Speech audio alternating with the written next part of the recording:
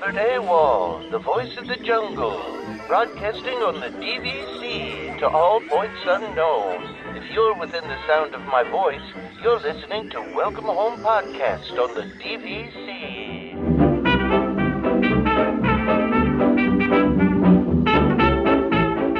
Hello and welcome home. Thank you for joining us on episode 156 of Welcome Home, a Disney Parks and Vacation Club podcast.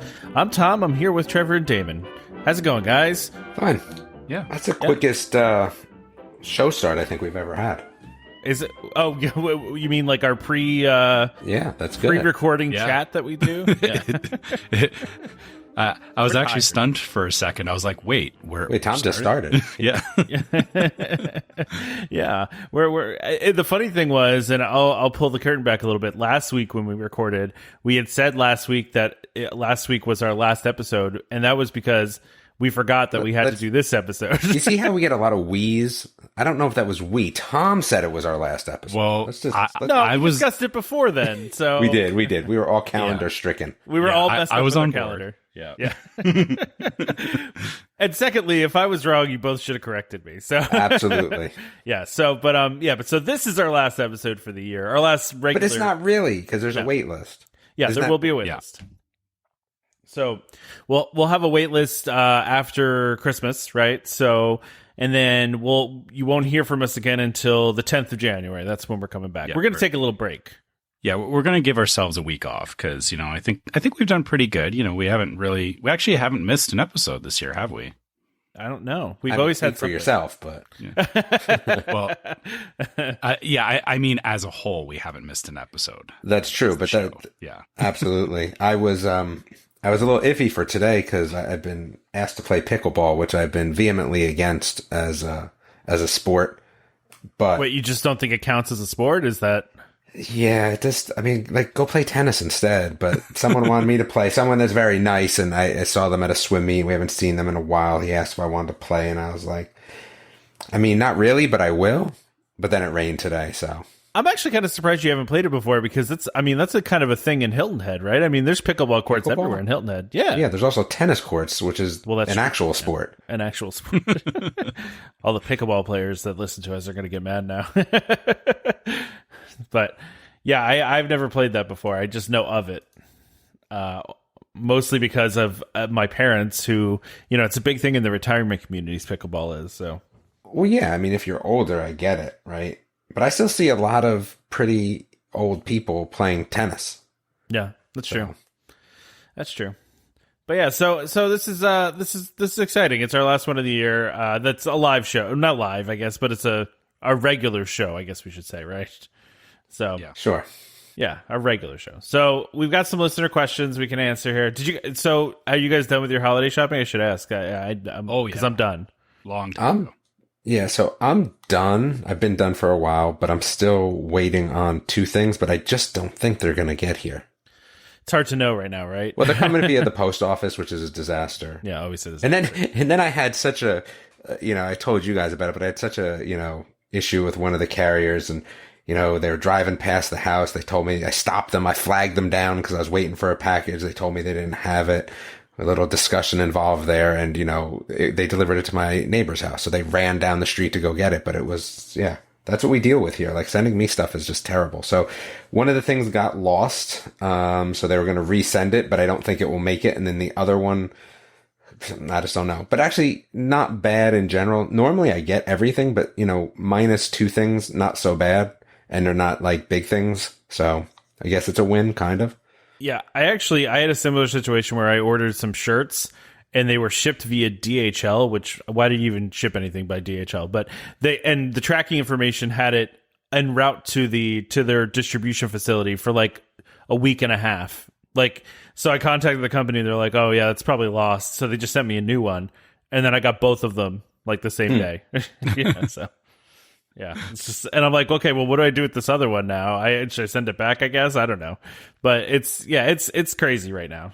Well, the company that sent mine as lost sent me a return label, so they said, hey, if they happen to show up too, then just send it back. And I said, absolutely, no problem at all. Yeah, I don't mind sending them back. I don't want trouble, No, and actually, one of that mix book that was coming, which is that thing for my son, that was running a little late. So instead of being 2-day UPS, they actually overnighted it, which I thought was rather nice for a company. Yeah. Yeah, it is nice to do that. Yeah. So I've got everything. We did a wrapping party last night. Sorry, Trevor, go ahead. I was going to say, I realized, so I think me and my brother might have a thing going on when it comes to gifts. So last year we had ordered something and it took, we actually didn't get it for my niece until January.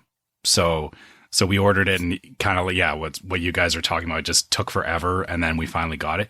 This year it's actually happening the other way where my brother has ordered something for my son. And he's like, I don't know if it's going to be here by Christmas. So like, he's still waiting for it. And I'm expecting the same thing, is that, he'll show up on my doorstep, sometime in January and be like, here's his Christmas gift. So there's always something, I guess. We got off okay in our house this year, but there's always something. Yeah. I don't think I'm waiting. Last year, a couple things came down to the wire, right? I think I got 2 different gifts like the day before Christmas, but this year we did everything super early. Like there was one gift for me, and this is super early for me. I think we ordered in September. I never start shopping that early, but there's a particular gift that we couldn't get last year because they were sold out everywhere. And I was like, all right, I'm just going to buy it super early. And that way make sure that I get it no matter what.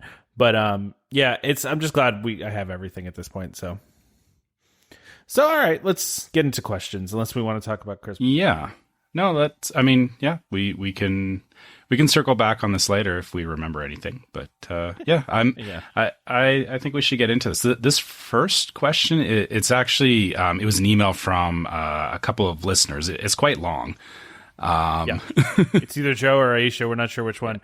It's from Joe and Aisha, I guess, is the email address. So we're assuming both of them maybe wrote it together. We don't know. Yeah.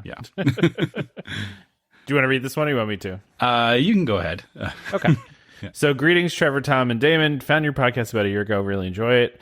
Especially once you went weekly, it became top of the rotation listening. That's good to hear. Each and every week. Wanted to pose a quick question on top of thanking you for the interesting content and conversation you provide us, DVC and non-DVC members.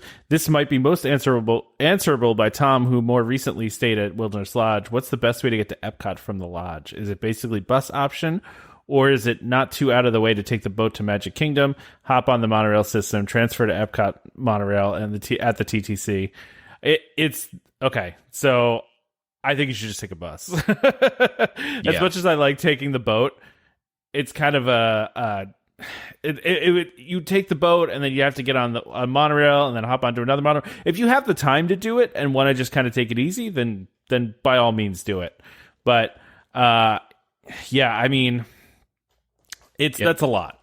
The way to think of it is to get from Wilderness Lodge to Epcot, if you're going to go via Magic Kingdom, it's 3 transfers, because you take the boat from or Wilderness Lodge to Magic Kingdom. Then you either have to take the ferry or the resort loop monorail back to TTC, and then you can take the express monorail to TTC, right? So yeah, But either way, yeah, one of those options. But it's always like, it's not that they're going to be instantly there waiting for you. So you're actually going to end up always waiting at some point for a transfer. So it's easier to take the bus. Yeah, and so they said that they're going to be there in 4 days, and they're very excited about this. Now, they emailed us this like 2-3 days ago, so they probably could have used this answer before. But they're probably not going to hear this until they're there. Yeah, it's okay. I'll email them back tonight. But but they also wanted to say, I really appreciate and enjoy Trevor's perspective as a fellow Canadian, where our circumstances align more often than not. Tom is the glue in the spark. Thank you. And then they wrote one little spark in parentheses. I like that. They got the podcast going, and my daughter and I really share a love for Kipo, Centaur Worlds. I don't think I heard that one. Owl House and Amphibia. So listening to Damon's love for excellent animation is also fun to hear from time to time. So keep up the excellent work, gentlemen. Hope you enjoy your holidays with your families. This is my favorite sign off of an email ever. Peace and be wild. I love it. I love that sign off of an email, right? I want to change my email signature to peace and be wild. So, well, we hope whichever one of you guys wrote that, we hope both of you have a great time at Disney, and I'll email you back and hopefully get you a good answer on this. But, listen, like I said, if you have the time, if you have a ton of time, take the boat, take the monorails. That's a little bit more of a magical way to go, I think. But, you know, if you wanted direct route, just grab the bus. Yeah, absolutely. All right, so you want to do Chris's? Okay, yeah. So Chris says, do any of you think the events of the past few years have altered how you will travel going forward, i.e. not wanting to be in large crowds, swearing off of buffets, and so on? I feel like this is a good Damon question. I mean, yeah, go ahead, Trevor. Yeah, like yeah, absolutely. It's going to change things. I mean, it's not going to it's not going to go back to the way that it was ever. Like I mean, honestly, even before all of this, I was very against being in crowds to begin with. Agree. So I guess that hasn't changed.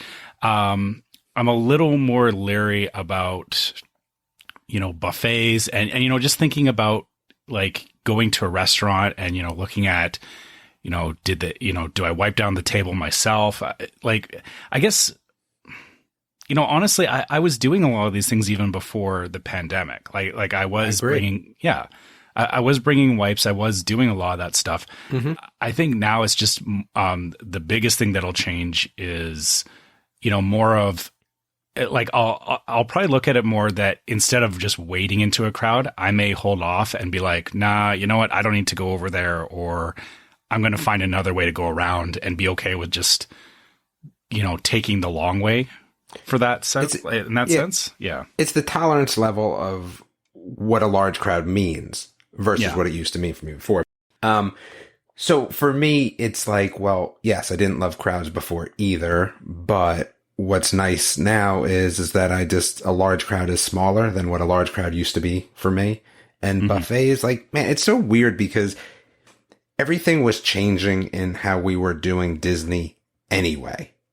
And I think sometimes what happens is that instead of this slow morph to what new Disney would have been like for our family, it kind of just accelerated that. So like what Trevor's saying is like, you know, oh, I can just wait. I don't need to deal with that crowd. I think we were getting there because of the kids' ages and just everything in general that like, hey, I don't want to rush around anymore. Hey, I don't want to push through people to deal with anything.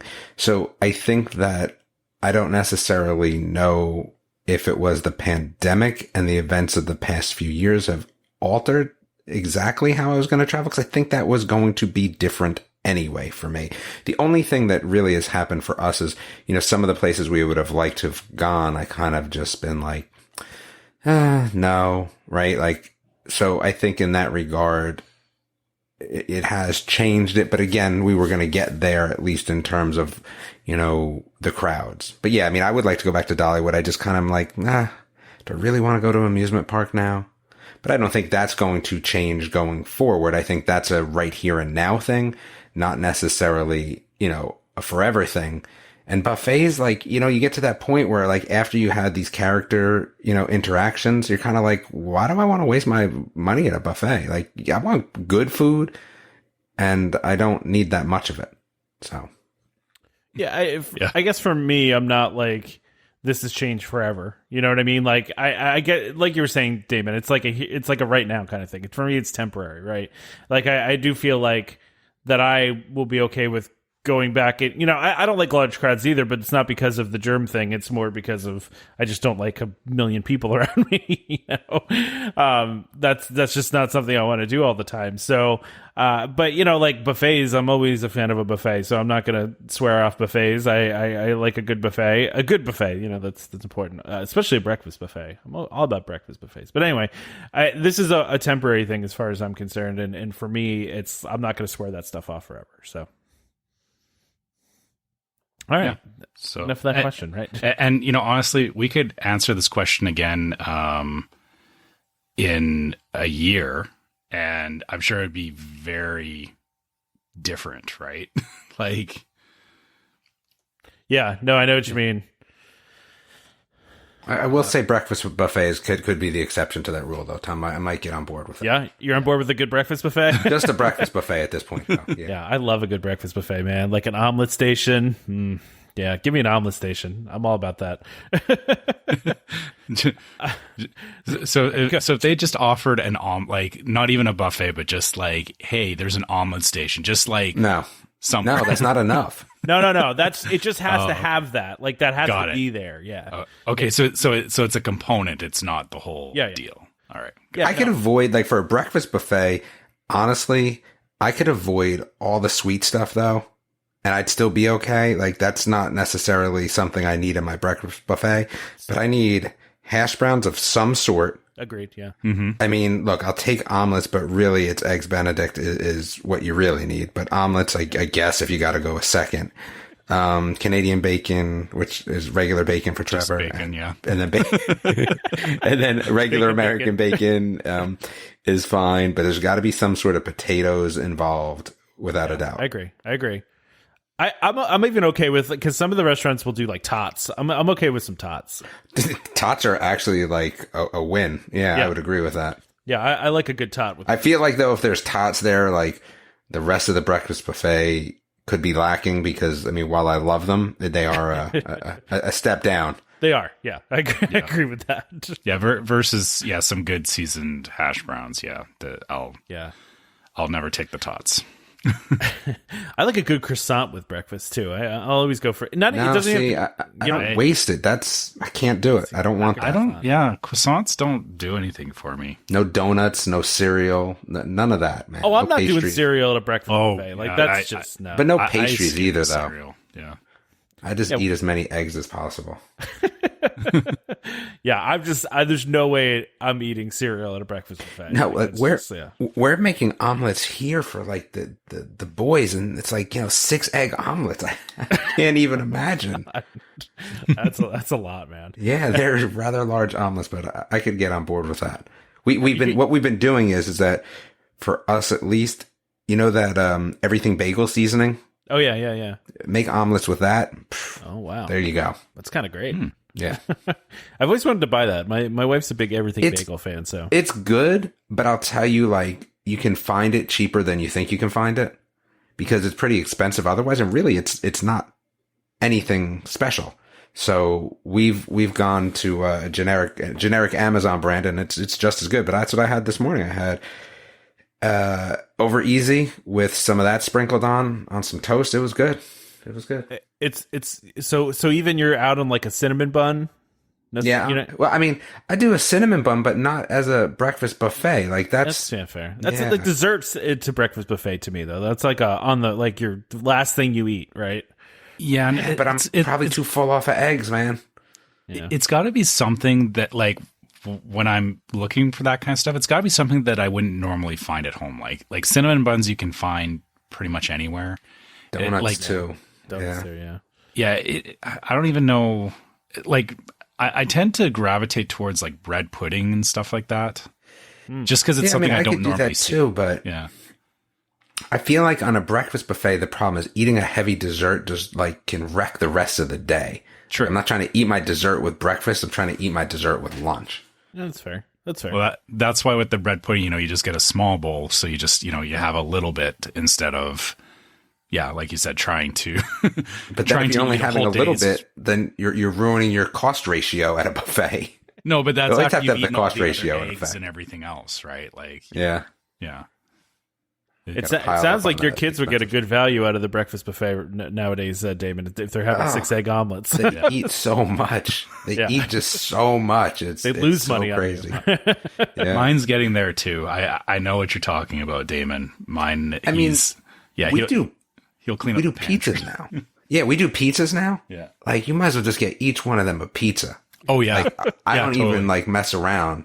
Like, it's like, oh, you guys are ordering pizza tonight? Yeah, 4 pizzas. They're like, oh, how many people you having over? Nobody. Like, that's just 4 pizzas, man. Yeah, we figured that out when we started, when my son will have one of his friends over every once in a while, and we just order a separate pizza for the two of them now because they're just hitting that age, and I know it's going to hit a point where I may end up ordering 2 pizzas where they each get their own because it's crazy how much teenagers eat. that is crazy. It's kind of funny I mentioned cinnamon buns. I was talking to my wife last night. I'll tell a really quick story. I was talking to my wife last night. We were watching something on TV, and there was they were eating cinnamon buns, and I was saying to my wife how much I like cinnamon buns. I'm like, oh man, I haven't had a good cinnamon bun in a while. Fast forward to this morning, my daughter and I went to go get bagels at Panera, and I opened the bag because I always check to make sure they have everything in there. And lo and behold, there's a cinnamon bun in my bag that I did not order. And I'm like, how in the world? What an odd coincidence. How serendipitous. Seriously, it was like literally just talking last night about how much I love cinnamon buns. And there's one just sitting in my bag that they just gave to me for some reason. So my wife recently made them from scratch, right? You know, the whole proofing them and all that craziness. Those are a pain to make. Yeah, she ended up doing it, and they were really good. The only thing is, I'm not a huge fan of any cream cheese. Like, my cheese never needs to be sugary, ever. And cream cheese icing, not my jam. I get it. But she kept it light because she knows, you know, and it wasn't bad. I would rather just like a sugary drizzle over the top. I get it. But she made them. They were really, really good. Oh, my goodness. Yeah, they were really good. Yeah. That sounds. I've always wanted to make them, but they seem like such a pain. Oh, they were definitely a pain. Like, I had to do the dishes after, and it was like I was doing dishes for a day. I felt like. All right. Should we get back on track? Crazy tangent as usual. Yeah. So Dan said Bob Chapek recently said he doesn't like his reputation as a bean counter, but what else has he done since taking charge besides cut perks around the parks and resorts? Maybe there's a deep financial problem that he's kept the company at with these cuts, but I think he'd be receiving some praise on that front. I mean, listen, I think his thing is more in the context of he is mad that he's seen as a business guy as opposed to a creative guy, which, you know, he used to run the, I don't know if everybody knows this, but he was the guy that invented the Disney Vault, you know, for the VHSs back in the day, where they would have them out for so long and then they put them away in the vault, you know, to create this kind of fake scarcity. But I mean, it kind of worked. But I mean, I get it. He doesn't necessarily scream creative like, you know, Iger kind of did. And, you know, he has been cutting things and such. But I also do think, and I've said this before, I do think he's getting a little bit of a bad rap only because, you know, a lot of this stuff, a lot of these changes that were happening, like the Genie stuff, that was announced years ago. Like, that was announced several years ago now. So, I mean, that was happening under Iger anyway. Yeah. You know, not, and we don't know if the paid FastPass was, but, you know, he's taken the heat for the paid FastPass piece and all that. But he's also like taking this, he took over this company at literally an unprecedented time, like where every single one of their businesses were shut down. Like, so for me, I feel like he needs some more time. And and there is you said a deep financial problem. I mean, they have been losing a lot of money. I mean, it's not like, you know, they've completely recovered from this yet. They're starting to, but if you look back at like in 2001 when travel, you know, understandably took a big hit, there was way less travel. Disney cut a lot of things then too. Now it's a little bit different, right? Like this is some perks and stuff that are getting cut, but you know, despite the fact that Disney's this gigantic conglomerate with all these different arms, I don't think that there was any one company that was more impacted by the pandemic than they were. Literally every line of revenue they had was shut down with the exception of Disney Plus. So, I mean, I think he just kind of took over at an incredibly difficult time. And he also doesn't have the charm and the, you know, he doesn't have the charm that Iger had. Yeah, he doesn't have that. He doesn't have that charisma and that charm that Iger has. And I think that's part of it too. You know, he just kind of looks like business guy. Yeah, Lord Business. Yeah, he does. He looks like Lord Business. Oh, on a side note, I was I've seen in some of the Marvel movies Marvel movies. Wow, that there's I think his name is Brian Chapek, right, as a producer, and I was like, I wonder if that's Bob's kid, right? I've always wondered this, and I tried to Google it and I couldn't find an answer, and then I watched on Disney Plus one of the behind the scenes Marvel things where they like show you the making of Black Widow or whatever, and they interview this guy, and the second they show his face, I'm like, oh yeah, that's his son. Like he looks exactly like him, but with hair. Like he's just right. Like I don't even need to look it up anymore. I'm like, oh yeah, that's his kid. So, but anyway, I do think it's a little unfair. I understand because it's been a lot of changes all at once, right? And also it's just been a tough couple of years for all of us, right? And to have all these changes happen all at once, it does feel it feels bad, and a lot of people are upset about it, and I get it. Like I don't blame anybody, but I do think that he was put in an impossible position. just impossible. Yeah, and you're exactly right that timing is everything. The announcement of him taking over was at the worst time, and to your point about comparing this versus 2001. I mean, 2001 there was less travel, but there was never a point where things were completely shut down for months at a time, right? Like this is honestly, this is a very different scenario that nobody could have predicted how this would be handled, and unfortunately, the truth is that he got stuck at the worst time, and no matter what he does at this point, he's forced to do things to recoup costs, which is just, it's going to make people unhappy because that never translates to giving something back. It always translates to taking something away. And if you, I mean, give it a couple more years, and I think you might start to see things turn around. But even I see some of the arguments sometimes about things like with with the Star Wars hotel and things that are coming out right now. People don't seem to understand that a lot of these things were in flight for like 5+ years before. Like it's not like he just suddenly decided that Genie Plus is a thing in the last year because of the pandemic. Exactly. It was a long ongoing thing. The only difference is that a lot of things have happened quicker because of the fact that they were closed down, and that actually gave them a window to say, okay, well, since we're closed, or as we're opening back up, we're not just going to go back to what we were doing. We're going to use this opportunity to make a change because you wouldn't be able to pivot that quickly in normal circumstances. So they did see the opportunity there, and I'm sure he had these conversations, and I'm sure on some level he knew that people were going to hate him for it, but of course, what can you do, right? It's like I said, I honestly don't think he's been in the position long enough to say that he's better or worse than Iger in that set, or not Iger, better or worse than Iger in that sense. It's one, he needs some time to actually run things, which not be in crisis mode. Right. That's exactly been it, is that it's been nothing but managing, coming back from the shock of the last year and a half. So I think the true tell of, where he actually sits on the spectrum, I guess, of people saying, he's a business guy or a creative guy, you're going to have to wait probably at least another couple of years before you see things come in that are really his changes, because a lot of the stuff that's coming or that is happening right now, it's either a result of the pandemic or it's the tail end of Iger's stuff that you're seeing. Yeah. And, but people love putting, whenever they don't like something, it's easy to blame it on the guy who's currently in charge when, like I said, and we'll or actually this will be a question coming up about the Star Wars hotel, but, some of the negative press around the Star Wars hotel, I see people blaming it on Bob Chapek, and it's like, he didn't start this. This wasn't his idea. I mean, he kind of did, because he was the chairman of Parks and Resorts, before this. Right. But it was like, that still would have all had to go through Iger. Of course. Yeah. It's not like I said, it's not like he just invented this stuff in the last year.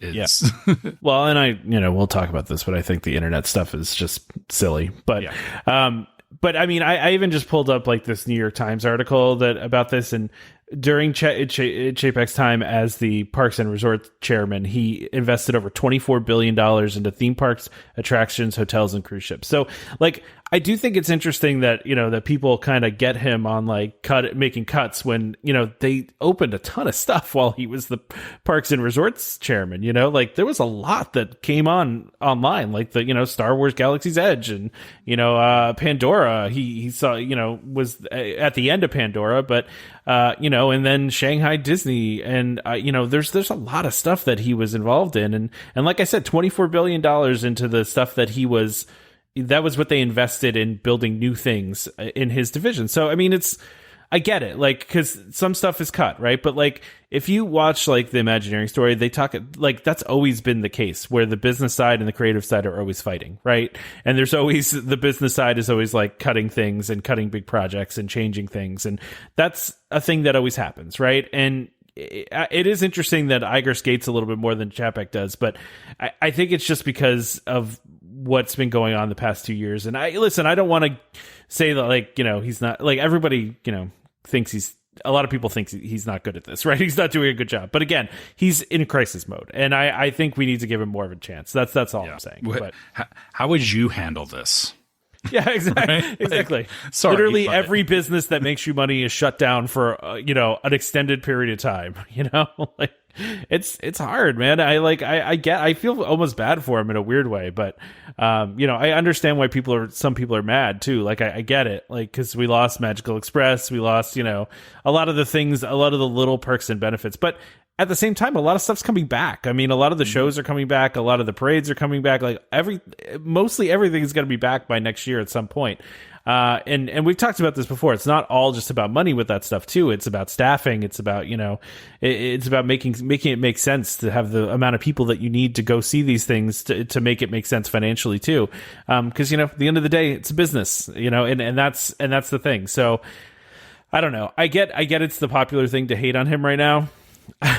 You know, I know there was a petition out there that people were signing or whatever, like that was going to go anywhere. But yeah, those change.org petitions are so impactful. Yeah, I know, exactly. But yeah, but again, I say $24 billion in theme parks, attraction, hotels, and cruise ships. Like, think about all the stuff that was built since 2015 that when he was in charge. I mean, it's a lot. It's a lot of stuff. So you could say that he cut maintenance or cut perks or, you know, wherever else. And that's all true.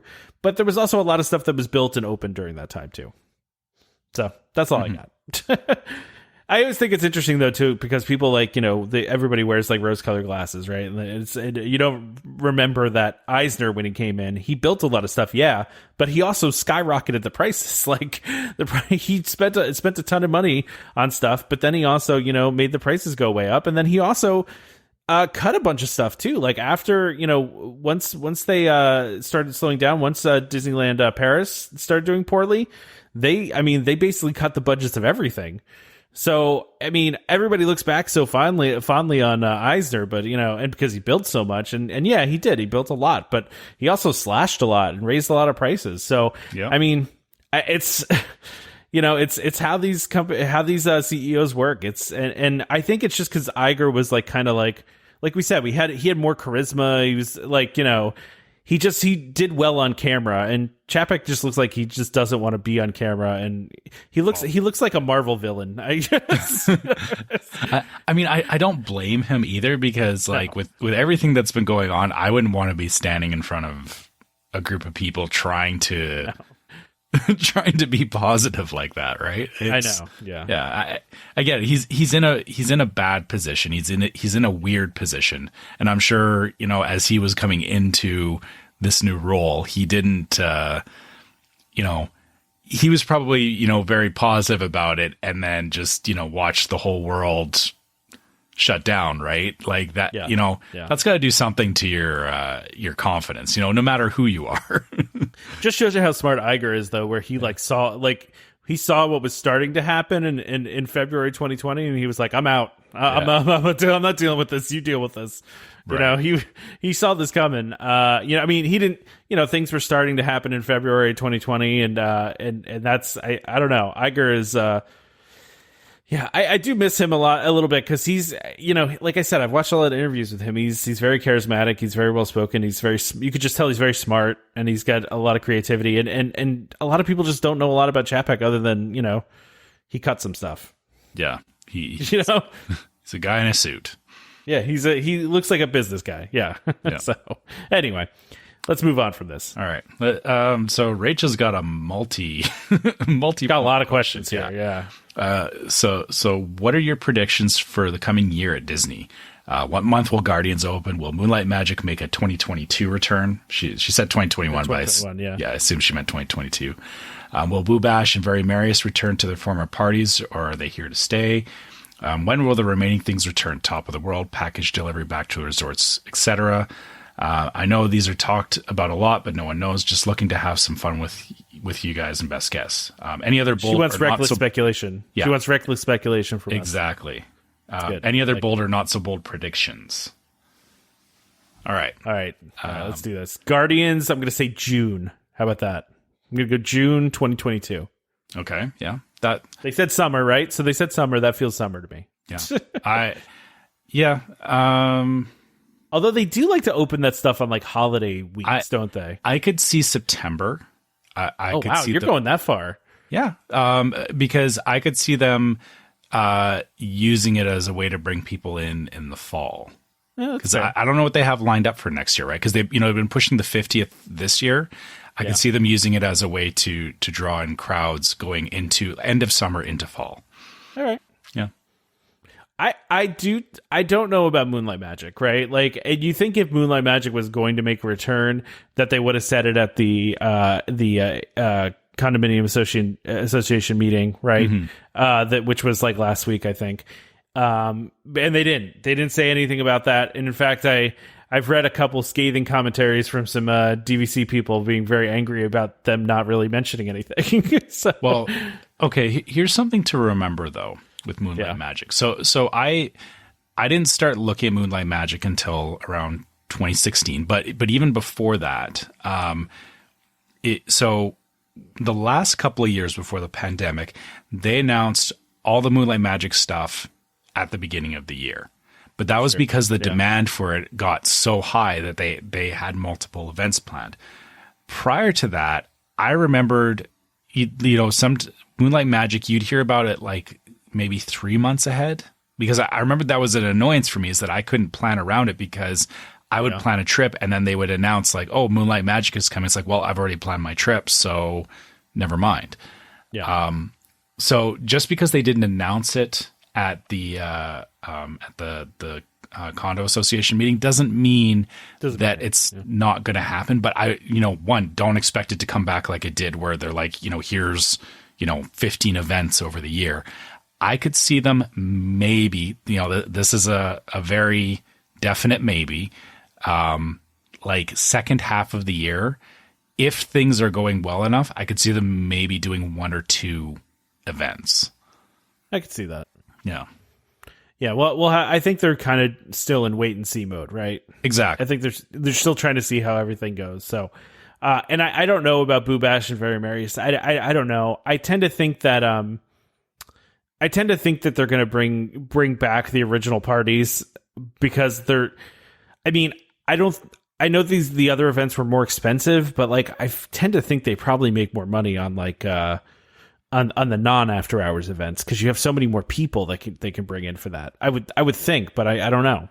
And yeah, again, keep in mind this is also, they're probably looking at data for the amount of people that are coming to the parks regularly, and like you said earlier, it's a matter of numbers. It's a matter of if there's not enough people that they see coming to the parks and that they can't run these things properly, you're not going to see it come back until they know they can hit a bare minimum of they'll sell so many tickets, they have enough people to staff these events. Because the other thing to think about too is that just like any after hours event, they have to pay for staffing for that, right? Like, of course, yeah. And the Very Merry Christmas Party and Boo Bash, like those, 5 or 6 hour windows, but they're doing it over multiple times a week. Like that's a lot of additional staff that you need that, people maybe don't necessarily realize, they're still trying to bring staff back up to the levels that it was before the pandemic. This year they just didn't have the people to do it. Next year, again, we'll have to see how things go. If things see where the world's at, right? Yeah, if things get more and more back to normal, maybe. But I think there's a lot that has to change before that happens. Yeah. Yeah. And I mean, Top of the World, who knows? I tend to think it is going to come back at some point next year. But again, it's one of those that we talked about this before.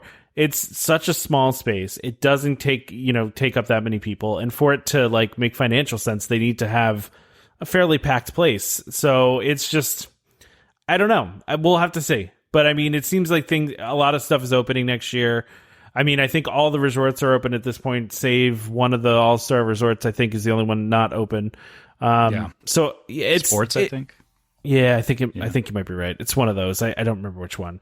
But next year everything is could be getting a lot better, and then the parks are getting a lot busier again, and then all this stuff comes back. I just, it's hard to know. I think they're just kind of waiting and seeing. Right now. Okay, let's get to the reckless speculation part of this. Okay. I thought we were already doing that. Well, no, I mean, I think we were covering off the things that Rachel mentioned, but so outside of the things that we talked about, is there anything crazy that you could see them doing in the next year? I don't know. Probably not. I mean, I just don't know. I mean, it's, who knows when. I mean, they've said nothing about like when Tron's gonna open either. Like, we don't have no idea about that. Like, I don't know. You mean like announcing new stuff they're gonna build, or like shutting down Spaceship Earth and finally doing that refurbishment that they were gonna do? I mean, I don't know. Throwing in a new country in Epcot. I feel. Okay, my crazy one for this year is I could see them starting on the redo for Splash Mountain in 2022. Okay. I know they've said I can see that. It's gonna take a lot longer, but I don't know. I just feel like at some point they'll be like, you know what, we're ahead of schedule on this, or we want to get it done early, and I don't think it'll be done this year, but I could see them closing down Splash Mountain again later into the year. As maybe around the time that Guardians opens up. Yeah. That's an interesting one. We'll have to see. I don't have anything good. I'm not feeling creative right now. Come up with something. That's random. fair. Yeah, I like Dan's question though. Can we move on to Dan's other question? So, same question as last year. Favorite Christmas gift as a kid. His was He-Man's Castle Grayskull. But why are we answering a question we've already answered? I don't remember what I said to this. I don't think we answered this last year. I think he asked it on the group last year, but I don't remember answering it last year. I think he just asked it last year on the group. I don't think we answered it. I remember I'm going to go back. What episode was that? Oh, jeez.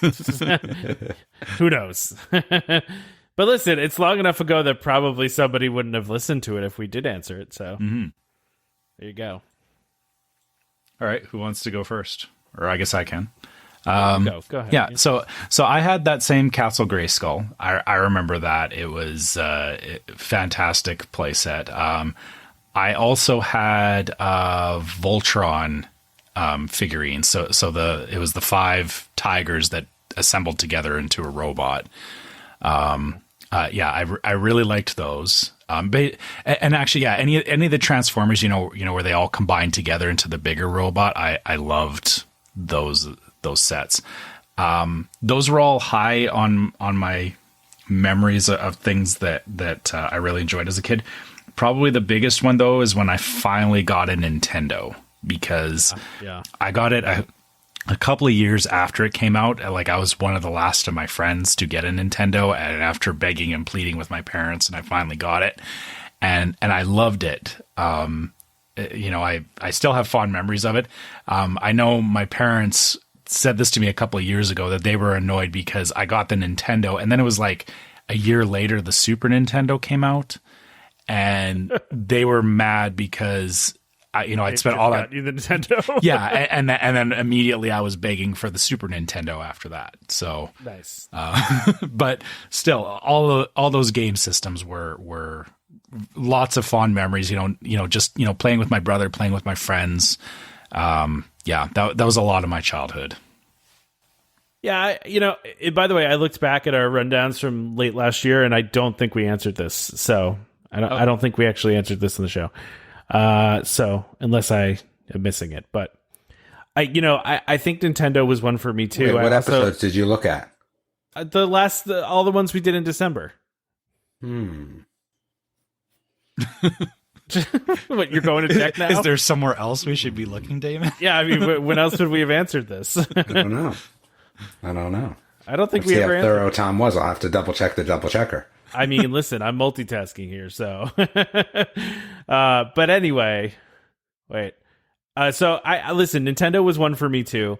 I also really wanted a Sega Genesis when I was a kid too, and I was very excited when I got that. Yeah, when I got the Genesis, it was all about the Sega Genesis at the time. Favorite? Sega Genesis? Yeah. Oh man, that's tough. I'm putting you on the spot. Yeah, you really are. Was Streets of Rage? That was Yes. Genesis, wasn't it? I love. Yeah, I feel like it would have to be Altered Beast. Was that out then? Yeah, Altered Beast that was a the jam launch for title Genesis. with the Genesis. Yeah. Yeah. I love Streets of Rage, man. I was all about Streets of Rage when I was a kid. 1, 2, or 3. Oh man, I don't remember. I played a lot of Streets of Rage. Two and 3 were good for different reasons, but yeah. I played a lot of 2. All right. There's some interesting Dan questions though from last year. What, you want to just revisit all of Dan's questions? I don't know. Do you put candy canes on your Christmas trees? Okay. What's the house policy about eating them? I feel like he was a little before his time. Like now that we're We a weren't lot aware more of what- popular, I feel like he would have gotten a little more run in some of these great questions here. But you checked, right? You can't find the one about the toy, right? So I did not find it. So yeah, I would say that that was a good question. So mine was a toy that I thought I had dreamed about because I could never find it again. And it took me delving into the deep pits of Reddit to get confirmation that such a toy existed, and the name of it, which I now eludes me, but I made sure that I took a screenshot. So if I had to go back and look again, I wouldn't have to worry. I had this toy, and what it was is that you had it was a helicopter, but this is a physical toy. So like you looked through, this like kind of, what are those things called? Like a periscope type sort of things. Mm-hmm. And you could see underneath it, it had a spinning turntable, and you would drop bombs from your helicopter, right? Oh, that was my favorite toy of all time. Oh, wow. And again, it took me a while to like find it again. And it's funny because I have most of my stuff.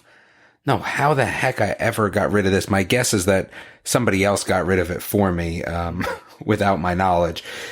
But I forget the name of it. But again, if it, is really that important, I did have it saved somewhere. But I would say that was probably my favorite toy. And then, I've had every single game system. I would say my favorite game system of all time was probably the 3DO. So, wow. Mm-hmm. Yeah, that was super expensive when it came out. So that was a good win when I got that. I feel like yeah, that was games. It was hard to find some of the games for that one too. I had that basketball game was probably the most fun basketball game I had ever played. I really enjoyed the 3DO. Nice. I'm also just remembering too when I got the Ghostbusters, the firehouse. Yeah, the ghost with that the was slime like and everything. Oh man, that was the coolest, and it had had the pole and everything. Oh, that was awesome. And then I remember I also had a Teenage Mutant Ninja Turtles tank that used to shoot like these hard plastic pizzas that if like you hit somebody with it, it would like legitimately hurt. Now that you bring up tank, the Terrible Tank was also a super fun game. So look that one up. It was like these two tanks that were coming over this hill, and you had to fire these little BBs, and then it would push the tank the other way. Or maybe it was one tank. It was one tank in the middle. Yeah. Mm-hmm. And you would fire these BBs, and that would make it turn the other way. It was called Turn the Terrible Tank. That was a good one too. So it's funny. Go ahead, sorry. When you started talking, Damon, you were describing this toy with a periscope. I actually was expecting you to start describing. Have you ever heard of Captain Power? Yes. Do you remember that? I thought you were going to go there with it. No. Good. But I remembered that as you started talking. I was like, man, that was it wasn't amazing, but it was crazy for something that came out back in like the late 80s, early 90s. Absolutely, yeah. So your description of Turn the Terrible Tank was reminding me of like Crossfire back in the day. Remember Crossfire? Nobody? Crossfire? Was it a ripoff of Turn the Terrible Tank? Yeah, it was like you would you just had two guns and there would be like spinners in the middle of the board and you would shoot metal BBs at it. and try to get it across. So kind of. Yeah. Okay. Yeah. I remember commercials for that one. Yeah. You'll get caught up in the crossfire. I'm looking at it now. No, this was a little different because that I see you're trying to shoot that little triangle-y thing over there. No, this was just a tank in the middle. Yeah, no, I Googled it. I saw it. Yeah. Yeah, it's awesome. It was super awesome.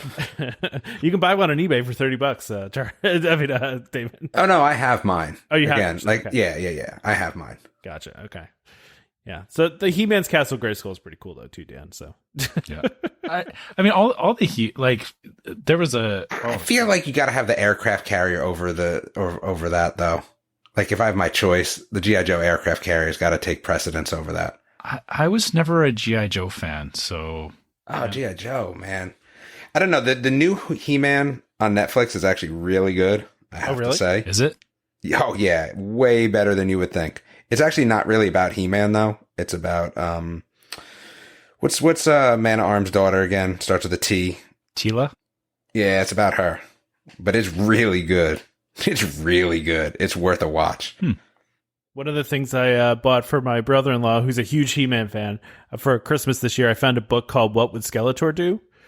And it's just like it's a stupid book. It's like a real thin book. It was, a couple bucks, but it just... You're that dude that no one wants presents from. That's what it is. You're that guy. Talking about, that's funny. Man, I don't want presents that I read once and stick on the shelf. Yeah. What would Skeletor do? That sounds like it falls in line with the He-Man memes that you find on the internet. I'm pretty sure I didn't even open it, to be honest with you, before we wrapped it. I should have looked at it, but I was laughing at the cover of it, and it was such a small book. I was like, whatever. It's just funny. It was like $10. So wait, was that the only thing you got him? No. It was just one of the things. Okay. So what else did you get him? Oh man, so he's a big comic book fan, but he doesn't like today's comic books as much. He likes like older ones. So I bought him a lot of and when I say a lot, I mean like a big set of like 30 comic books, random comic books from the 80s and 90s. Okay. So which I just thought would be kind of cool, right? Just some comic books from the 80s and 90s from Marvel, DC, and also independent ones. So he got that, and then I also bought him a board game called Seven Wonders. Yeah, he's really into board games, and so he doesn't have this one, and I've heard it's good. So, it is actually pretty good. Yeah. So, that's what I got. Yeah, nice. So you're forgiven for the terrible Skeletor book, I guess. Yeah, that was a gag. That was a silly part of the. I've just and again, as you continue to get older, you'll realize. Like it was funny. Buying my parents something this year. I'm like, oh, I could get them this. I'm like, I'm not getting them anything that they need to store. Ever, right? Like that's the new thing. Like nothing they need to store because it's just such a pain to store stuff. Yeah. Think of it this way: if you buy your parents stuff like that, you're going to be helping them clean it out later. Exactly. That's true. That's true. I still wish that there was either some sort of online welcome home podcast board game group or like a D&D group. I'm very disappointed that there's not such a thing. I guess we're not that big time yet. We could create it. I mean, we could make it happen. I want it to happen of its own accord, and all I have to do is like be there. Kind of like the podcast. Yeah, exactly. Yeah. All right, someone in the group that's a big D&D person, make this happen. Yeah, I'm always interested in D&D, but I could never run a campaign. I tried a couple of times, and I just want to show up and play, man. Yeah, it's hard to actually run a campaign. Yeah, I can imagine. Yeah. All right. Well. All right. Let's get to this last question, and then maybe we can do the ad and talk about some other stuff. Yeah. So, do you want to read this one? Yeah. Since I think I read the last. Yeah. So Chris via Discord says, question for the next episode. How are we feeling about the Galactic Starcruiser given all the attention on the cancellations and underwhelming response to their publicity videos? Are you still interested in going? Well, first of all, no. we don't. Yeah. What? Now you're out, Damon? I have to wait and see now. Yeah. That's what I feel like. Again, my biggest thing was I wanted to be there first because I felt like it's going to get ruined by a bunch of bozos at some point. But now that I can't be there first, I'm kind of out a little bit. Maybe not fully out, but I'm like kind of out. Yeah, you're not out because of like the videos they put out though or anything. No, you're I'm out because you can't be there it's first. like, yeah, yeah, because I think it's going to be not as good. I gotcha. I guess my thing is we were talking about it for next November. Like we were actually going to see if we could work it into our November trip next year.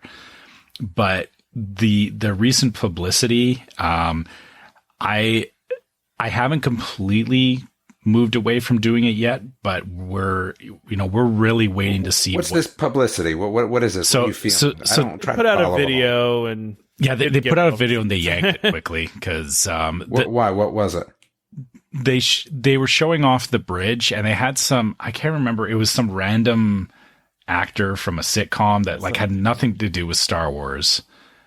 And then it just wasn't a good video. Yeah. It looked I guess in the Galactic Starcruiser stuff like kind of looked like cheesy and cheap and stuff, and but I also look at this as like they're giving you a preview of something that is not finished. And that's right. I guess a good and a bad thing, right? But but are they going to completely redesign the consoles between now and March, I guess would be the thing. Because I saw some of the pictures. Like I didn't actually get a chance to watch the video before they pulled it down. But some of the pictures that I saw, it looked like the set of like the 1960s Batman. Like how they did like the Batcave consoles. Which I get, that's also kind of Star Wars. Star Wars, yeah. But it just like it didn't look. It looked like that 1960s cheap. But you know what would have happened, Trevor? If they made it like super cool like now, then they would have been like, yeah, that doesn't look like Star Wars. Right. That's exactly right. Yeah, like if you make it super up to date and like futuristic, then it's like, well, it's not Star Wars. What if it was like a Galactic Cruiser Star Wars reboot? Like it wasn't like it was. You know what I mean? Like it was like a reboot, so it could be all new and overwhelming. That would be kind of cool. I guess the way I feel about it, like Battlestar Galactica. Like that reboot was fire. Give me the reboot, Galactic Starcruiser reboot. Go ahead, Trevor. What were you going to say? I was going to say, I guess the way I feel about it is it's like the difference between, so like when you're talking in Star Wars, like if you look at like Coruscant is very refined and everything looks super futuristic versus like the Rebels that kind of have that more janky looking stuff going on. And I feel like the Star Cruiser leaned more towards the Rebel side. Like it looks janky, but they should have made it look more like Coruscant, if that makes sense for anyone that knows Star Wars. I guess my issue here is you're seeing like one small piece of the experience, right? That's also still under construction. Because I've read a couple stories written by because they had some like reporters come in from a couple different like popular websites, like I think Nerdist went there, and there were a couple other ones, and reading those, they had nothing but great things to say about it, right? Like there was no like they weren't saying any of the things about looking cheap or looking bad or anything like that. They were like, it's still under construction, and a lot of these experiences are not done yet. They're still working on them. So I think they probably made a mistake by putting something out that they thought would get hype and didn't, because it's, just a preview. But I don't know. I think it's premature. I think we need to wait and see until it actually opens and see what happens. But I do think that people are, I don't know. I think that they're that Disney in general, and especially Star Wars fans are, it's easily an easy disappointed. It's an easy target, right? And I feel like there's always like, for example, I saw when Disney posted on Instagram, they posted a thing about they're doing in one of the basketball courts on the cruise line, right? It's like a basketball court during the day, and then at night they're doing like an inflatable like relay race thing, right? Just to repurpose that space.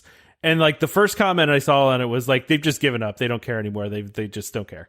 And I'm like, did you see the rest of the stuff they're building for that ship? Like, and it's also a basketball court during the day. They're just repurposing a space.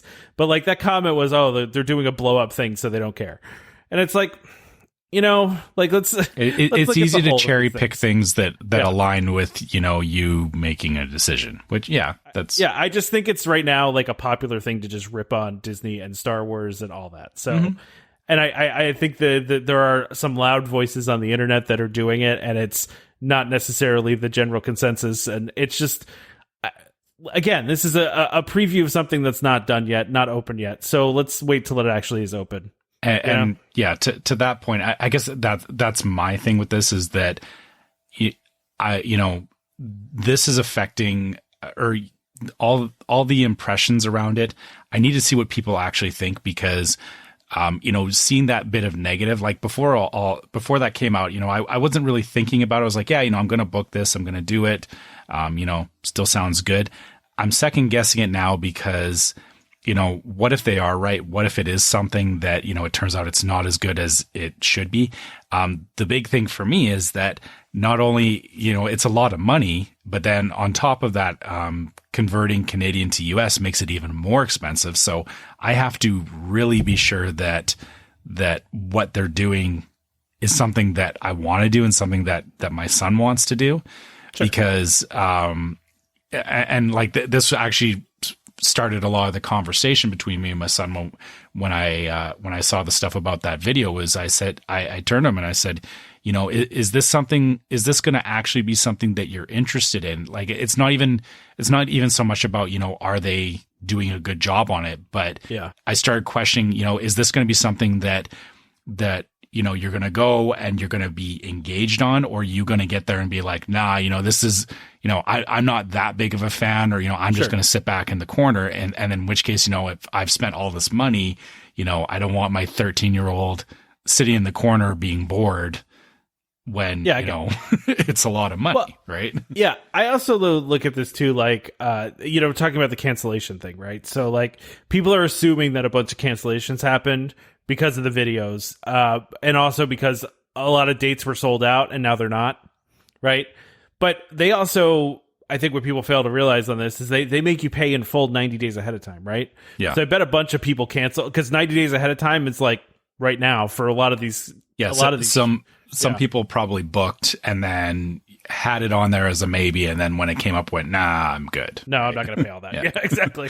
Yeah. So some people probably did cancel, not maybe because of the videos, maybe not, or maybe they just decided they didn't want to pay for all that, and got overly excited and booked it in the first place. I don't think it's here's the thing. It, like you said, it's not gonna, if they didn't do a good enough job on it, then and it flops, then they're gonna have to make changes to it anyway to make it better, right? So yeah, like they're not just gonna sit there with an empty hotel that costs a lot of money to run for all this amount of time. So I mean, they're gonna make changes and if they need to, but I just want to see what it's gonna look like when it gets open. And also, by the way, the cancellation piece too.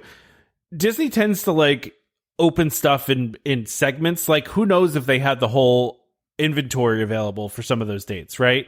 Like maybe they were just releasing stuff in tranches. Who knows? We don't really know, right? All we know is that there was sold out before and then all of a sudden it became available, right? So we assume it's cancellations, but it's hard to know, right? So I'm like I said, I'm just waiting to see when this is going to open and see what the reactions are then, because everything I've read, which I'm more apt to read an article that somebody wrote that got to actually go see it in person and get the atmosphere and get the the full look at it than what we saw in a video. That's all. Yeah, that's fair. And yeah, I think this is going to be, we'll look at this more in depth in March, sure, when people actually start going. And actually, one thing I should mention too is that I'm going to break a long-standing rule on this one that, how normally I don't like seeing previews of things beforehand. For this, I'm going to ignore that because of the fact that it is such a big thing. Like it's so expensive, and I don't want to risk being disappointed by it, I guess, is my concern. I get that. Yeah, I get that. All right, well, why don't we go ahead and do the ad, and then we can talk about some other topics. I did not expect us to talk about these questions for this long, which at this point I just should. I blame Dan because he asked a very sensitive question with his Castle Grayskull. Yeah, you start talking about toys, and then things go off the rails. Yeah. Oh man, I'm just thinking too. When I got my Game Gear when I was a kid, I had the Game Gear. Oh man, that was the coolest at the time. Used to play the Lion King game on there all the time. It was like impossible. I say Sonic on the Game Gear wasn't that good, but no, it wasn't. Well, nothing that's a was whole good at other the Game Gear. Should do a whole other. So tiny. I should do a whole other podcast to just talk about games from my childhood, because I could talk to you for an hour about Sonic. yeah I used to play Lion King all the time. Lion King was my jam. But yeah, I mean, that thing was big, it was heavy, it had a tiny screen, but it was a color screen, if I remember correctly, right? Was it color? It was that was the big thing it had over the Game Boy, was that it was an actual color screen, and it ate batteries like candy. Yeah, I used to have the extra battery pack. I had the extra battery pack. I remember I had a whole like suitcase for my Game Gear and all the games and the extra battery. You had a suitcase. So anyway, so DVC rental store. Oh man. So the DVC rental store, a World of DVC company, offers magical vacations at incredible value. Save up to 60% off retail rates at premium Disney resorts. DVC rental store now includes deposits as low as 25% at the time of booking and a built-in cancellation policy for every reservation. And as always, DVC Rental Store pays out the most to members looking to rent their points. Want to learn more? Go to dvcrentalstore.com or call 1-855-DVC-RENT. That's 1-855-382-7368 and let them know that Welcome Home sent you. All right. Let's talk about other stuff. Yeah. So Lightning Lane, or lack of lightning. I found this really interesting. Yeah. I would think that they would go the opposite direction, as opposed to... So for those that haven't seen this, between December 19th, which if you're listening to this right now, it's past December 19th, so this is happening now. So between December 19th and January 3rd, obviously Disney anticipating very large crowds, right? Because there's always a lot of crowds the last 2 weeks of the year. Expedition Everest, Mickey and Minnie's, Runaway Railway, Frozen Ever After, and Spaceman will all be included with the Disney Genie Plus service and not be included as individual Lightning Lane selections. So in other words, they got rid of the pay by ride and they just moved those rides to the regular Genie Plus service. That's weird. That's it is backwards. right. Yeah. Yeah, because I would think that they would want to move more. I don't think that they would move more rides to the pay per ride side, but to me, the whole idea here is when it's like super busy, those super busy rides, you're making people pay to cut the lines of the super busy rides. But I don't know, maybe they're just trying to make it, I don't know. It's confusing to me. I really don't know what the goal is of this. I've been thinking about it a lot, and I'm trying to understand why this makes sense. So, okay, let's talk through this. Or how this would look in a scenario, right? So if you left it as Lightning Lane, people will buy a certain amount of Lightning Lanes, right? Yeah. Like there is a threshold for how many people will purchase. Most 1 or 2 per park probably is the cap. But Genie Plus is meant to be, it ups the value of Genie Plus, I guess. Yeah, it does. So you're actually going to have more people buying Genie Plus, which is, even though it's a flat rate, you're still getting more guaranteed people buying it. So this is definitely an incentive for more people to buy Genie Plus. Sure. But I wonder if the thinking too is that this is probably a better way for them to fill capacity. Yeah, that's kind of what I was thinking. What makes more sense, I guess, is getting more people, because they probably have less people that buy the individual rides than that buy Genie Plus, right? Yeah. So you're getting more people to cut the line, I guess, right? But it's still not as much as it was at FastPass Plus, but it's it's interesting. So what I'm talking about is that's exactly it. You're getting more people to cut the line, but that actually means more people standing in line.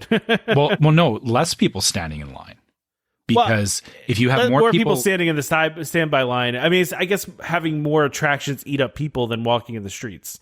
Yeah, but it's also it's more people having booked times to get on these rides.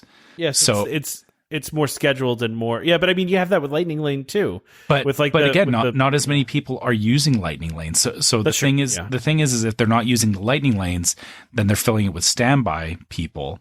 But that actually, think about this: is that if they're not using it, they're filling it with standby. But if if people aren't booking those lightning lanes, you end up with just a really crazy long standby line. Whereas if they get people to use Genie Plus, there's less people actually standing in the line. So I think maybe what they're trying to do here is they're trying to alleviate the idea that, you know, how around Christmas you'll see people post like, oh, you know, Space Mountain was like a 2.5 hour wait, right? Yeah. I think that's what they're trying to avoid here by giving people, they're trying to incentivize Genie Plus enough that more people will buy it. And then, you know, you still got just as many people in the park, but you'll have less people actually waiting in the line, and they'll be in the virtual queue instead. Okay. So I guess that makes sense. Yeah. It's a perception thing is what I think this is. It's just very interesting that they did this. I know that they always kind of said that they could do it, but it's an obvious crowd control measure, right? Because they're doing it for these 2 weeks, knowing that these are going to be very, very busy times. It's just an interesting thing. I think it's very smart when you actually start really peeling it back and thinking about it. It's incredibly smart to do this because they already know, you know, people are going to be in a lot of lines and waiting a lot longer than they usually would. But then also, you know, people are not, at this point, people are not going to pay for Lightning Lane when they're already grumpy about waiting in line for, you know, potentially hours. Sure. So, but then again, I would pay more money. Like if Mickey and Minnie's Runaway Railway had a 2-hour wait, and I could pay $20 to skip the line with an individual Lightning Lane purchase, I'd probably be more likely to do that. You know what I mean? Because I don't want to wait the 2 hours. Right. But I'm saying it's not like that. That's if you're looking at Mickey and Minnie's in a bubble, right? Yeah, of course. Of course. I'm talking about like the overall, they're thinking about the overall feel and an impression of the park. If everything is like 2+ hours wait, you know, you're standing that, you know, if you're standing in the middle of the park and you're looking all directions and it's like, well, everything is busy, you're not going to go, well, I'm just going to pay for this one ride and feel good about it. You're going to go, well, you know, this is dumb, I'm leaving. Right. Yeah. I get that. But if they gave you an option where, hey, you know, Genie Plus is here, you know, you can fast pass all these rides, and we sweeten the pot by adding in, you know, a couple of big ticket rides, you know, that may be enough that some people, instead of going, you know, forget this, I'm leaving, actually turn around it and pay for the Genie Plus and utilize that instead. So it actually makes them more money than going the other way, which, you know, would be throwing more lightning lanes or, you know, charging people more, which is actually funny because this, you know, we were just talking about this with, you know, Bob Chapek, and, you know, he's, you know, everyone feels like he's nickel and diming. This is actually like, this is going against what everyone is saying they don't like about him. Like he's trying to make a better customer experience, not just squeeze more money out of people. Well, but it's not just him either, right? Like this. No. And I think that Genie Plus is, you know, we've talked about this. I do think that Genie Plus is not necessarily just a cash grab. I think Disney also uses price to influence guest behavior, and that's what they're doing with this. And if you watch that Defunct Land thing we've talked about a bunch of times, you know, that's how it works. I mean, and you know, you hear people say there's no downtimes at Disney anymore, right? And that's what Disney wanted. That's why they changed to the date-based pricing for their tickets to spread the crowds out throughout the year. And that was very successful because, again, they used pricing to influence behavior. And they're doing the same thing here with Genie Plus. I keep wanting to say Disney Plus. There's too many pluses. But yeah, it's, you know, it's interesting how they're doing this. And I do think they want to have the best possible experience because they are going to be very busy, and, you know, they want people to not be overly stressed. And if you've been there the week of Christmas, or if you've been there around Christmas time, it's rough. it's really rough. It's, you know, personally don't know why you would go, but that's because I hate crowds to begin with. So yeah, I only did it the one time, and we left 2 days before Christmas. And the beginning part of it, like the very beginning part, like the whole week before Christmas, it was okay. It was once we got to like 2 days before Christmas, then it started getting crazy. So, But yeah, I understand. I don't want to do that again either. I mean, I can go and see the Christmas decorations anytime in November and the first 2 weeks of December. I don't have to go during Christmas. Exactly. That's why we're going next November, because, I can have Christmas in November and I'm fine. There you go. Yeah, exactly. All right. So you want to talk about Indiana Jones? Yeah. Always? Yeah.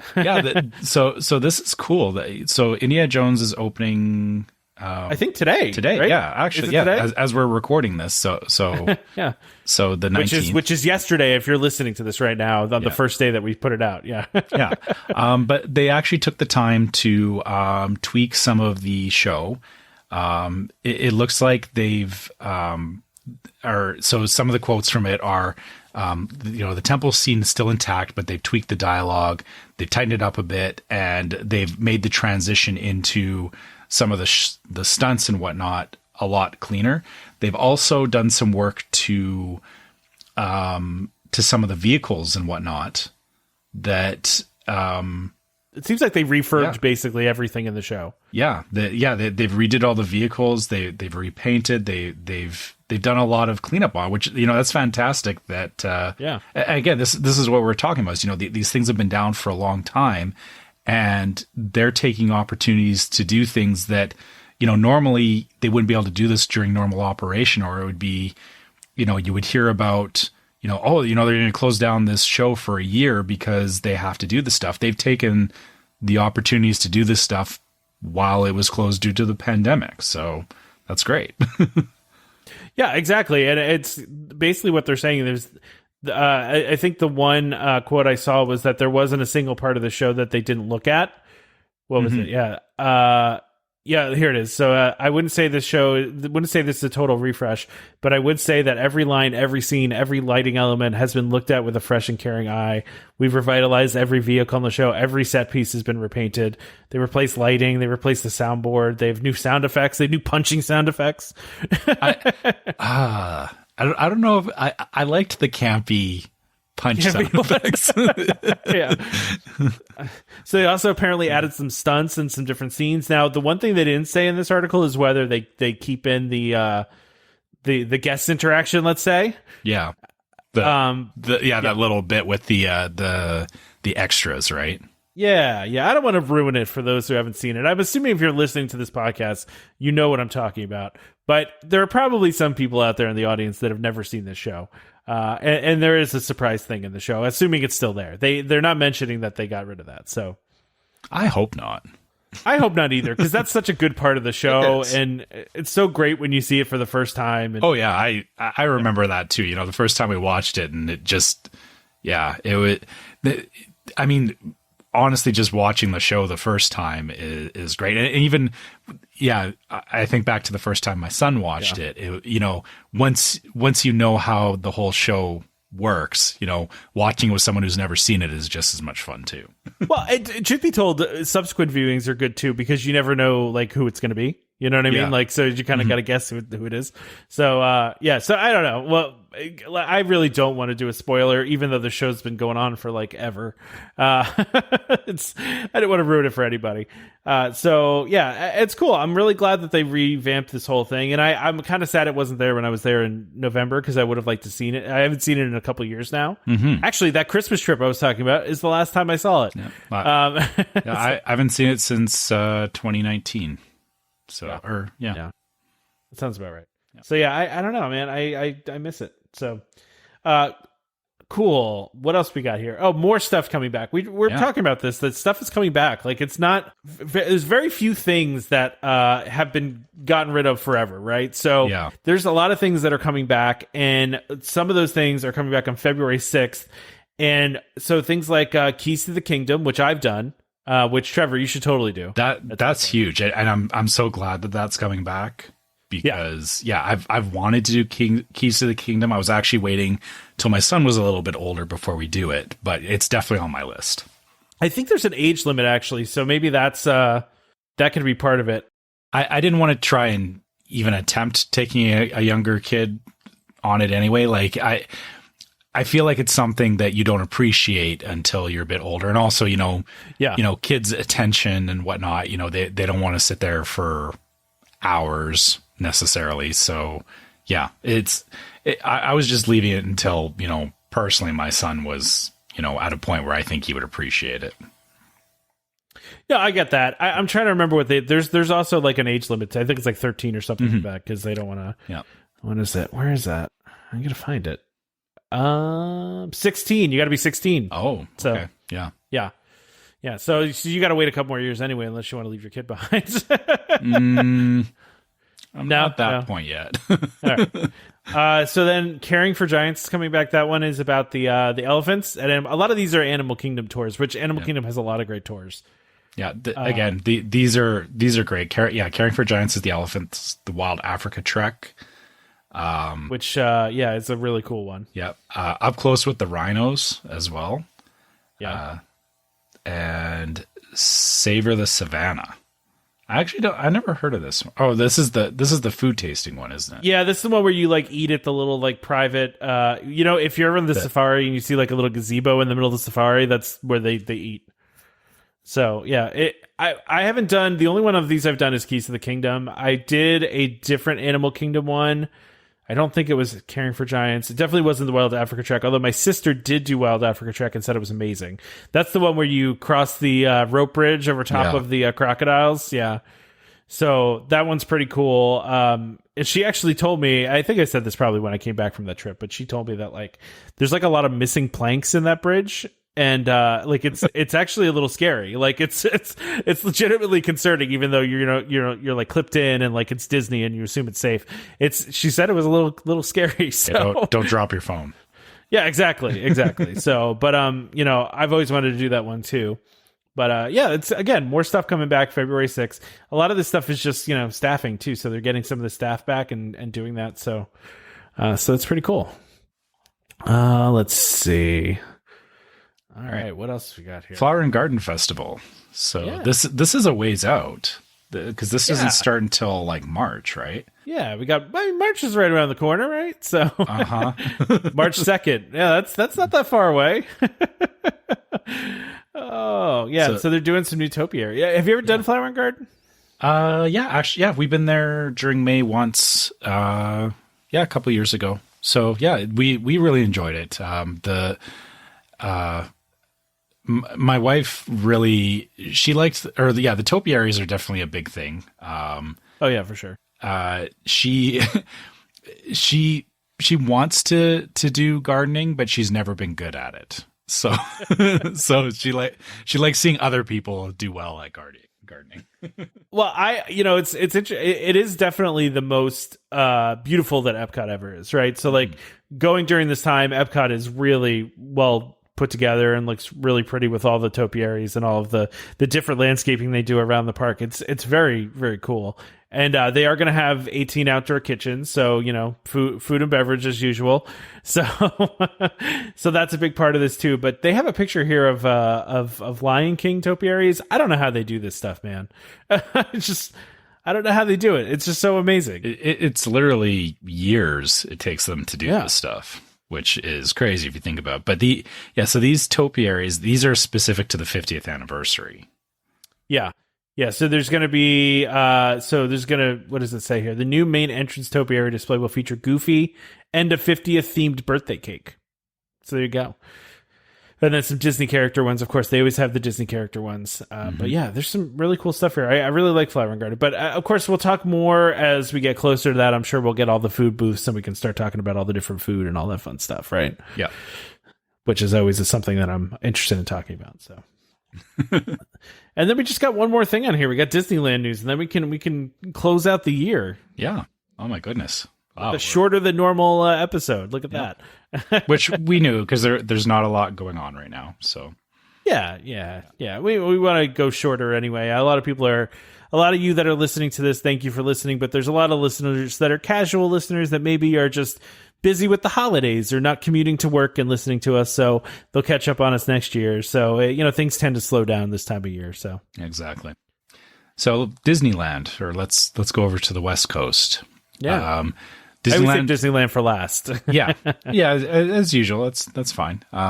Disneyland Resort is offering Southern California residents a special 3-day weekday ticket for a limited time.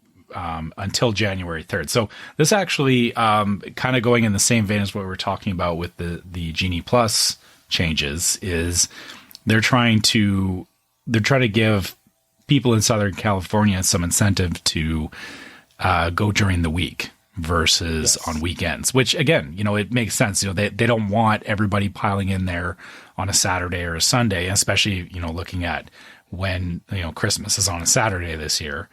They want to make sure that they try and spread out the crowds as much as possible. Makes sense. And I mean, I don't have firsthand knowledge of this, but I mean, I've been reading a lot that the parks Disneyland seems extraordinarily busy. I mean, it seems like the parks have been packed, that it's been hard to get a reservation, from what I've seen of the park reservations. So, and of course, with all the stuff they're bringing back next year, it's going to be, it's tough too. But, also typically when they do these kinds of promotions, it's like a gap, they know that, hey, we're going to be a little bit slow during this time. Let's do a promotion to get people in, that's what the promotions are for, right? So usually, yeah. Yeah. But to your point, they're trying to get people on weekdays instead of weekends. Yeah. Which, honestly, I would rather, I can't think of the last time I was actually in Disneyland on a weekend, because we usually, we'll usually fly in on like a Sunday, and then we'll go Monday to Friday and then leave on the Friday or the Saturday. So, yeah, that's the way to do it. That's a good way to do it. Yeah, I can't imagine being in Disneyland on a weekend. I know what Disney World is like. I can just imagine Disneyland is even more crazy because there's a lot more local traffic than you would believe. Oh yeah, I'm sure. Yeah. I'm sure. Yeah, and this is for a long period of time too. It's from visits between January 3rd and May 26th. That's a really long thing, and it's for as little as $67 per day, which is pretty dirt cheap per day for Disneyland. So yeah, but yeah, so this is interesting, and they're also they're gonna have the California Food and Wine Festival, so they're gonna do a California Adventure March 4th through April 26th. They have that going on. And then they're just talking about all the new stuff that they're doing here. Did you see that you can do a private party in Mickey's Toontown, I guess, before they tear it down? What? Yeah, where is that? It's on here. Yeah, so it's number 4 on the list here. New limited time birthday experience. Celebrate in Mickey's Toontown. Young families can create special memories by scheduling a private party in Mickey Mouse's house in Mickey's Toontown from January 19th to March 6th. So groups of up to 10 people. Oh, so that means they're going to close down the meet and greet with Mickey during that time. Yeah, probably. Yeah. Yeah. Yeah. So, but you should probably correct yourself on that. They're not tearing down Toontown. They're No, they're redoing it, but they're tearing this down, aren't they? I mean, they're getting rid of this, aren't they? Well, I mean, I thought Mickey's house was going, but yeah, I know, but I thought Mickey's house was going as part of the refurbishment thing they're doing. I thought they were redoing it. Oh, I don't know. Yeah. I mean, to be fair, Mickey's house, like, it's cool to walk through, but it's a lot of, like, it's basically just a giant queue with a character meet at the end. Yeah. So I can see why they would want to clean that up. If you have to guess, Trevor, how much do you think this experience costs for a group of 10 people for 90 minutes?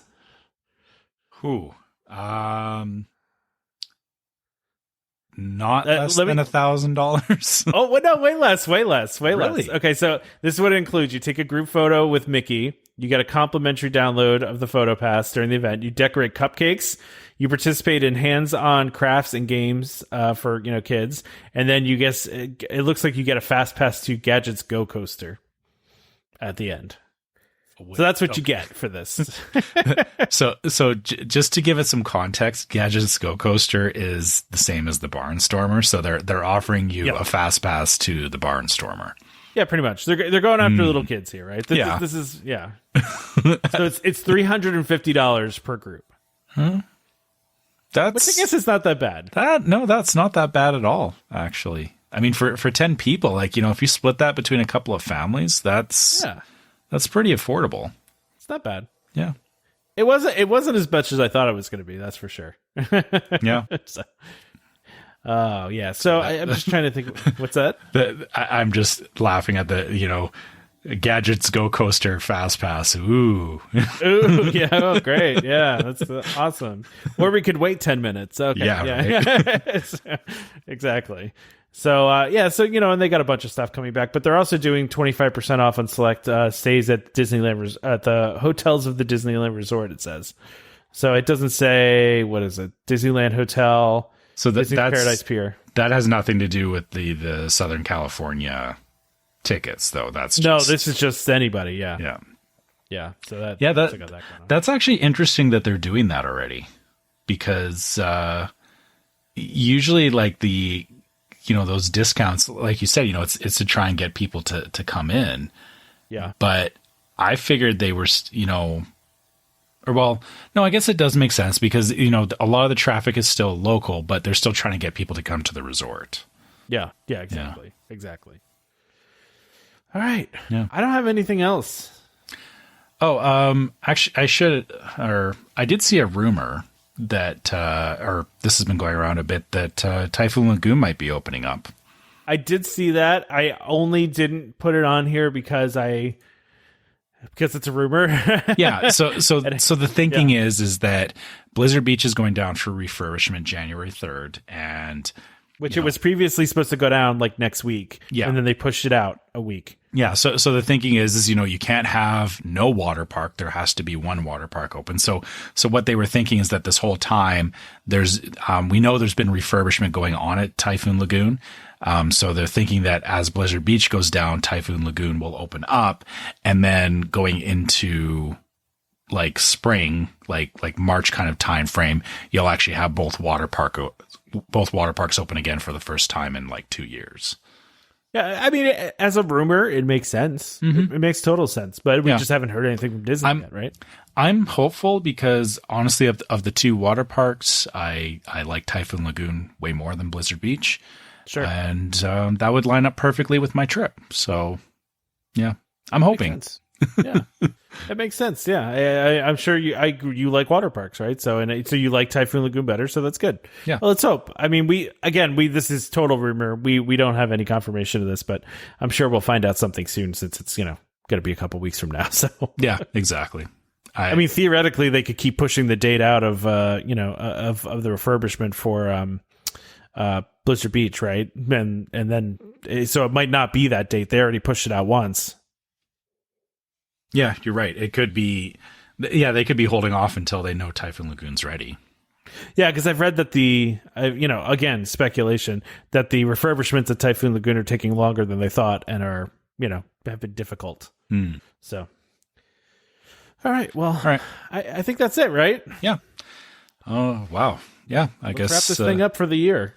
Yeah. So, first of all, I guess to all of our listeners, thank you so much for joining us this last year and listening to our shenanigans and all that. And I sincerely hope that you all have good holidays. Make sure everyone that you take a break and spend some time with your families.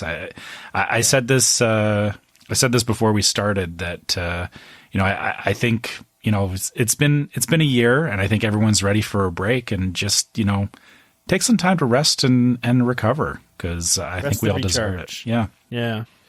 I agree, and thank you to everybody that has listened, like Trevor said, and we appreciate all of you, and we really do. Every single person that listens to this, we really very much appreciate you listening, and just thank you, and I hope you continue listening to next year. I hope we see some of you at the meetup next year. We're excited for all the things that we want to do and continue doing with this show, but we appreciate all of you that support us in whatever way you do. You don't have to support us through the Patreon for us to appreciate you.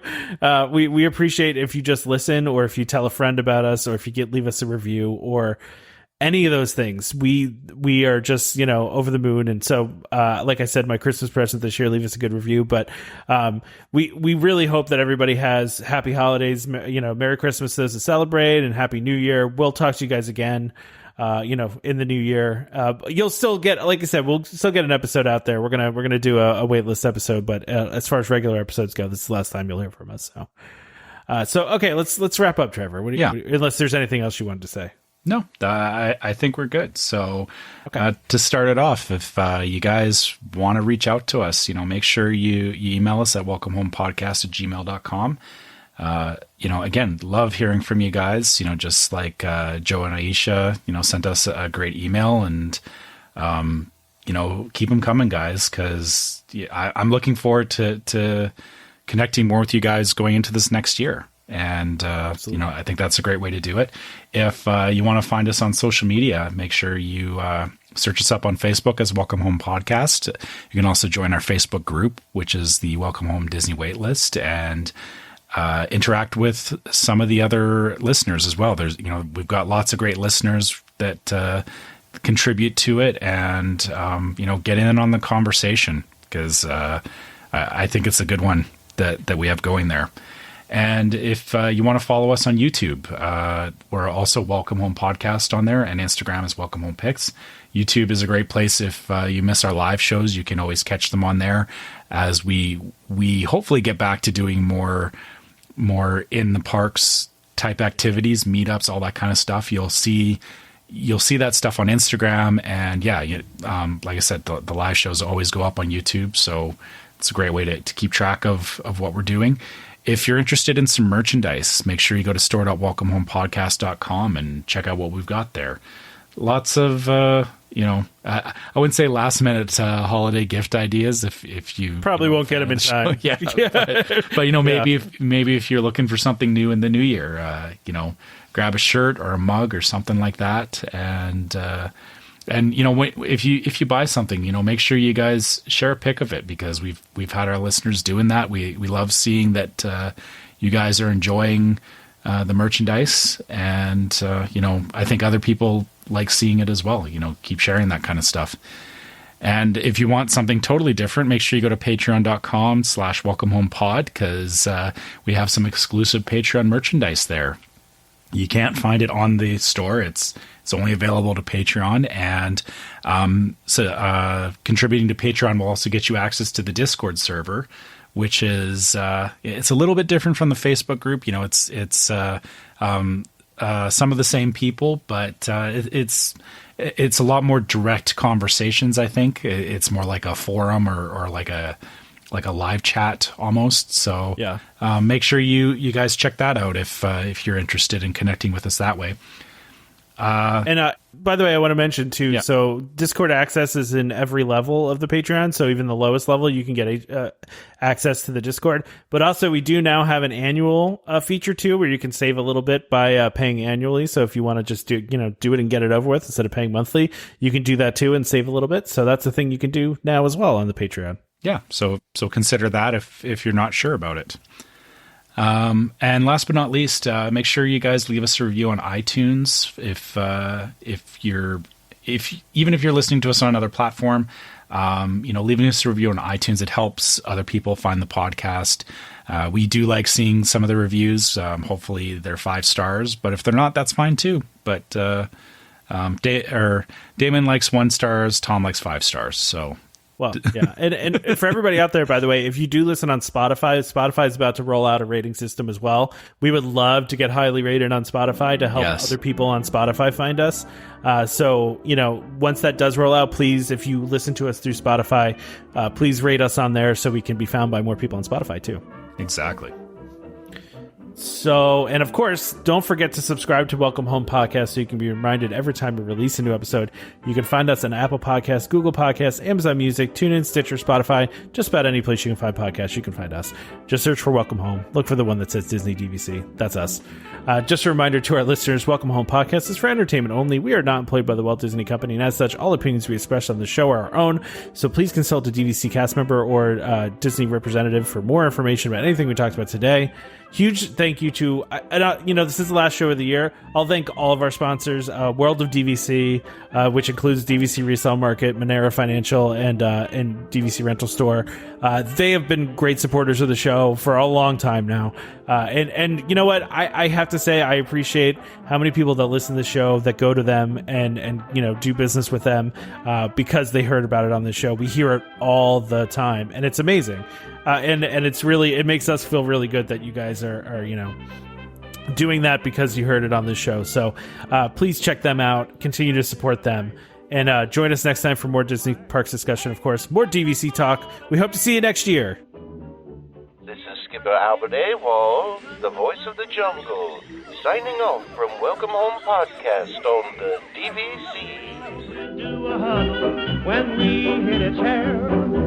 How she can cuddle is no